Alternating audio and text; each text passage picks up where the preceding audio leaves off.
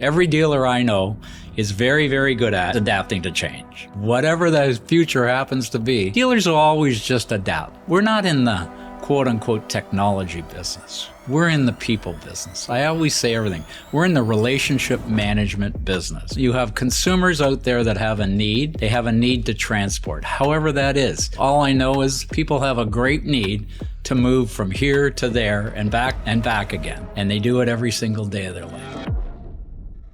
Welcome to The Fuel Line, where we explore all things automotive with a focus on mergers and acquisitions. Hi, my name's Fareed Ahmed. I'm the founder and the CEO of DSMA and your favorite podcast host. Each episode, we connect with influential figures that drive the automotive landscape. Let's shift into gear and get started.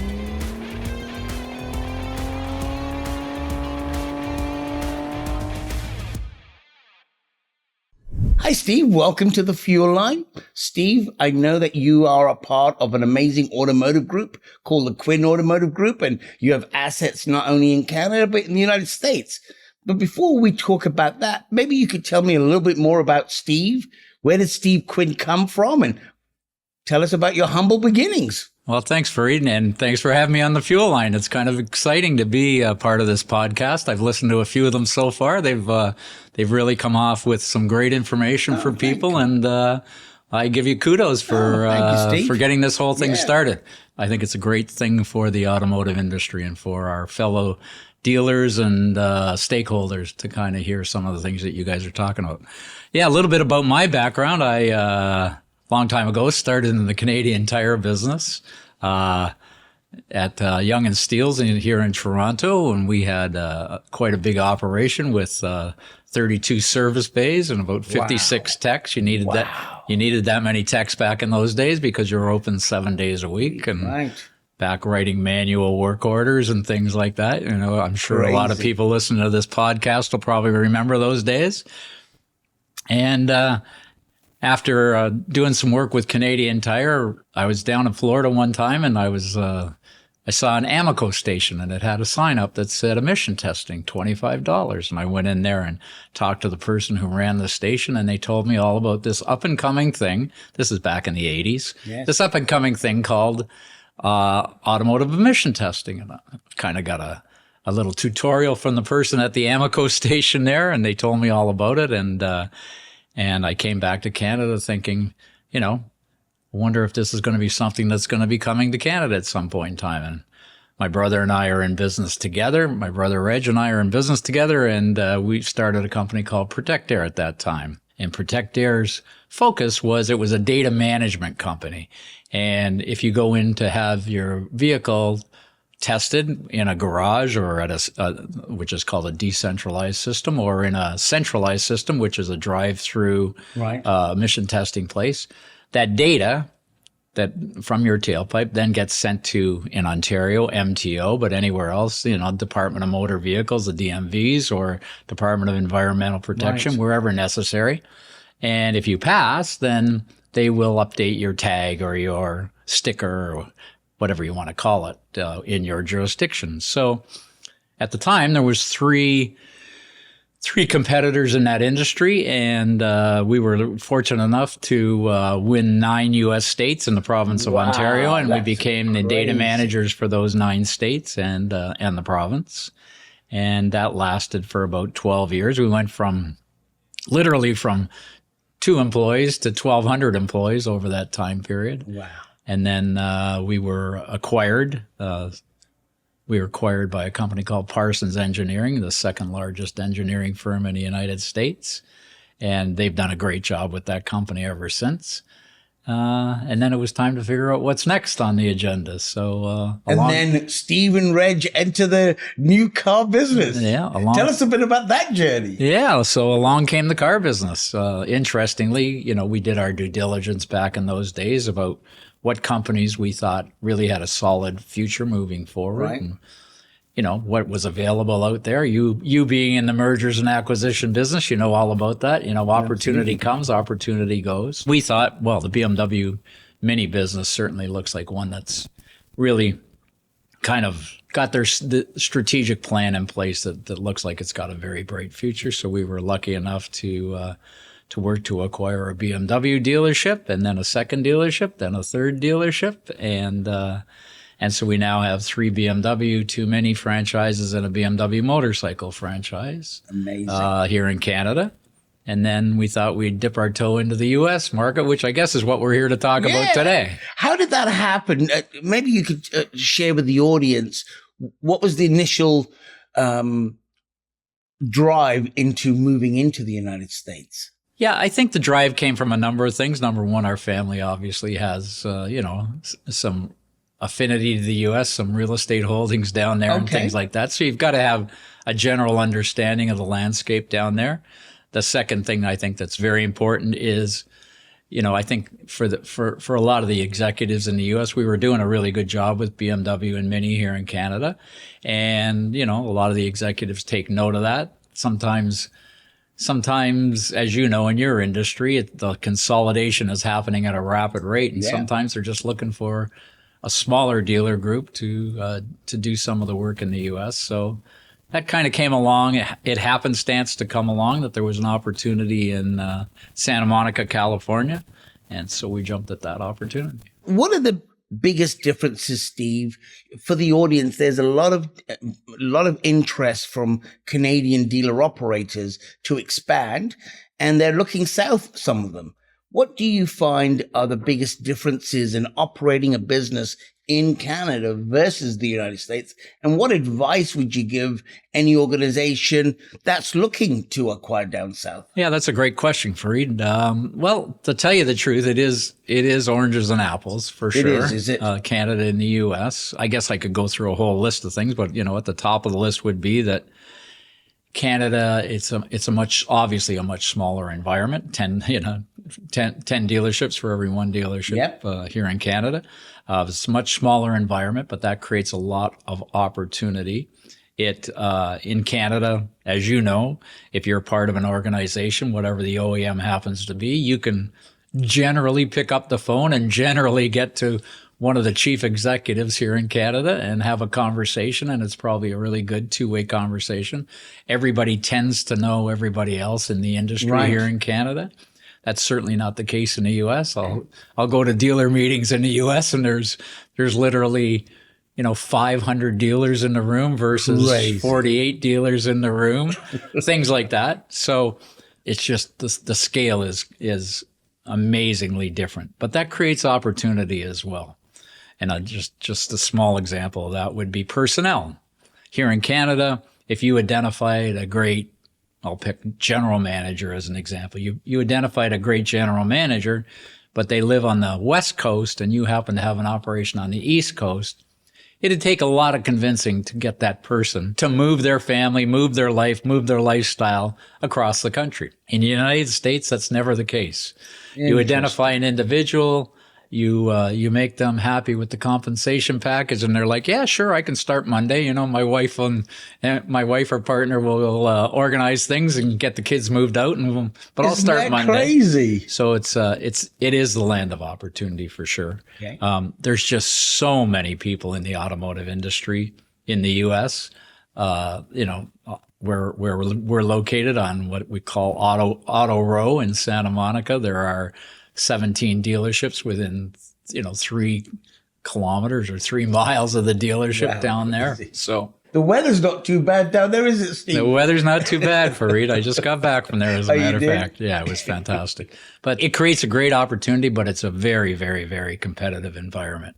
The grosses are nowhere near what the grosses are in Canada. You sell a lot of volume, a lot of volume, but not near the grosses you would get in Canada. But the back end gross is a lot better in the United States. The way that warranties and things like that are paid out. So there's a great opportunity there, but it's a different environment.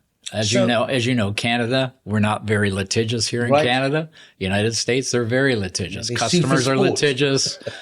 Competitors are litigious. Yes. OEMs are litigious. Yes. It's a yin and yang from both perspectives. But, on balance, once you learn the game down there, south of the border, whatever jurisdiction you're in. It's a very fun environment, and it's a very interesting environment. Beautiful. Yeah. So with the experience that you've had, because how many years have you been in the United States now operating there, Steve? Yeah, we've been there 7 years, just going on 8 years now. So are there expansion plans for your organization in the United States? Well, it's interesting you ask that question because in my head anyway, everything is about the Canadian versus US dollar, right? Yes. At the end of the day. And I think there's what I'll call it a strike price. You know, just like buying equities in the US, you got a strike price. You're going to sit back and say that equity or that asset or that investment makes sense at X dollars. Now, I think we're many, many years away from the days when the Canadian dollar was worth $1.08 US. I know. Okay. We're many, many years away from that. But I don't think it makes sense at a 68, 69 cent dollar. But I do think there's a strike price, and it's probably about 75 cents, where it does start to make sense. Now, the other side of that is dealerships in the United States don't sell for 8, 9, 10 times earnings, as you know in your industry, and you can certainly talk to that better than I can. But the multiples are vastly different than they are in Canada. So what you might lose on the Canadian dollar, you make up for on the on the multiple of earnings in the United States. And I'm sure you and the good folks at DSMA can talk about that forever. Yeah. So acquiring, you went through that process.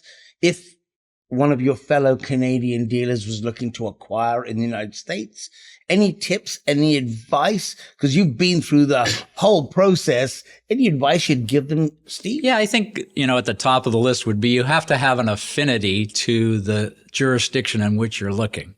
If you own a house in Florida, then start looking around Florida. If you have an affinity to whatever, to, go hiking in the desert, then, you want to have some affinity there. So when you do go to visit your dealership in the U.S., that you feel comfortable, you feel a little bit at home, and you can get some downtime and relax a little bit as well. So there has to be that perspective of it. But I think the most important perspective would be from a governmental agency perspective. When we built in Santa Monica, there were 11 different jurisdictional, I'll call them hurdles. I guess they're not hurdles, but things you have to work through. Wow. From the city, the state, environmental, oceanographic, got the word wrong. God. And then there are the various consumer groups that you have to work with, the various community organizations you have to work with. So you have to kind of work your way around that, especially if you're looking to rebuild or renew your dealership. So that's really important. So look at the jurisdiction. The other thing I would strongly recommend, look at the tax situation. Got it. Right? The taxes, in one jurisdiction or it could be state taxes can be vastly different than they can be in another jurisdiction. Is that right? The other thing to look at is what the employment laws are in various jurisdictions, What are the separation agreements that are mandatory? What are the, no different than in Canada, I guess, but it's much more jurisdictional in the U.S. state. So I would strongly recommend that people spend the time and again, I'm not trying to do a plug here for DSMA, but, rely on the individual that's helping you, the GSMA individual that's helping you look for that right opportunity. Rely on them. They're local. They live local. They eat local. They buy local. And they know the ins and outs of the game in a local jurisdiction. And it can even vary from county to county. So, rely on them for more than just, hey, can you go out and find me the right deal? Rely on them. It's almost like buying a house. You buy a house from somebody and you say, hey, do you know a good painter? Do you know a good contractor? Do you know a good pool person? Yeah. It's the same thing. Use your DSMA individual, your client advisor, to go out and help you kind of stick handle, using a Canadian term, stick on your way around the jurisdiction. Great advice. Last question. I know you're a real advocate for family in the business, and you and Reg both have, I believe, 3 sons and 3 daughters that are in the business. Tell me, for the audience, whether they're in Canada or the United States, how has that transition gone, having your children take more senior roles and would you recommend that to every single dealer? Well, I don't know if I would recommend anything to anybody. They have to make their own family decisions, but we are blessed in our family. Both Reg's 3 daughters and my 3 sons just have done a wonderful job. We always tend to say to each other, it's interesting, they do a better job than we ever did. But, you know, they're doing a really great job in the industry. We're very, very proud of them. As you know, it's an industry where you have to go and gain their respect, and, you know, they have certainly gained that respect in this industry. So we're very excited about that. But at the end of the day, just like any family decision, you know, you have to make sure that your children understand there's no locks on the inside of the door. So, you know, if it's the right industry for you, great. If it's not the right industry for you, then go find your best life and go figure out what you want to do. But yeah, like I said, we're blessed. We've got some great kids in the industry, and we're very proud of them. Sorry, something came to mind today. I was reading about a Mercedes backing off a little bit from their EV strategy. Tell me, you know, BMW have put a lot of money into EV. They've got some amazing electric vehicles, and they really have done a great job in that. From a dealer's perspective, if you looked into your crystal ball over the next few years, where do you see EV going and why? Well, I don't know if there's a crystal ball, but I do know one thing.